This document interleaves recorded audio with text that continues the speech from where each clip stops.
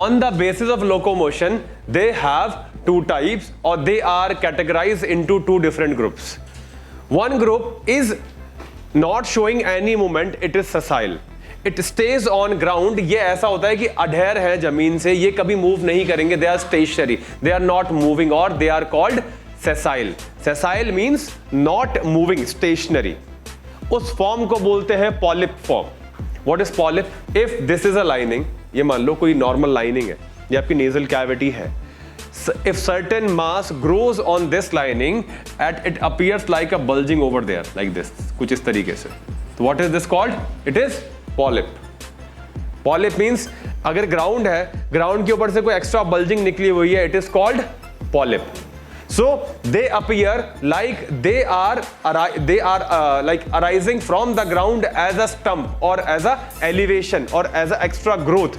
तो उसे हम क्या बोल देंगे? Polyp. So they appear like polyp. That is why we are calling this form, this sessile form, as polyp, because it is not moving. Medusa और medusa कौन जानता? नहीं, अम्ब्रेला शेप तो उसकी होती है. मेडुसा के बारे में कौन जानता? उसकी आंखों में देख के पत्थर बन जाते, वो तो ठीक है. अगर आपने डायरेक्ट आई कांटेक्ट कर लिया तो विल बी स्टोन्ड, खत्म, स्टैचू बन जाओगे. हाँ, उसके हेड में हेयर्स की जगह स्नेक्स होते हैं बहुत सारे. तो बेसिकली अपीयरेंस कैसे होती है कि उसका एक हेड है और उससे बहुत सारे ऐसे स्नेक्स बाहर निकल रहे हैं. ये एक माइथोलॉजिकल क्रीचर है, या माइथोलॉजिकल लाइक इविल गॉड मान लो या गॉडेस मान लो. ये है एक मेडुसा. सो इसमें जेलीफिश इमेजिन करो. जेलीफिश में क्या होता है? एक अम्ब्रेला जैसा स्ट्रक्चर है जिससे बहुत सारे ऐसे कांटे या ऐसे लिम्स टाइप के कुछ स्ट्रक्चर निकले हुए होते हैं. तो इट अपीयर्स लाइक मेडुसा. तो ऐसी फॉर्म जो ऐसा अम्ब्रेला शेप स्ट्रक्चर शो करती है, it is free swimming, it is moving form.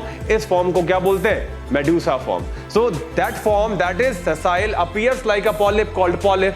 The form moving form, swimming form appears like umbrella or the medusa called medusa form. So in this phylum, some members are only in polyp form, or some members are only polyp. They live their entire life as polyp.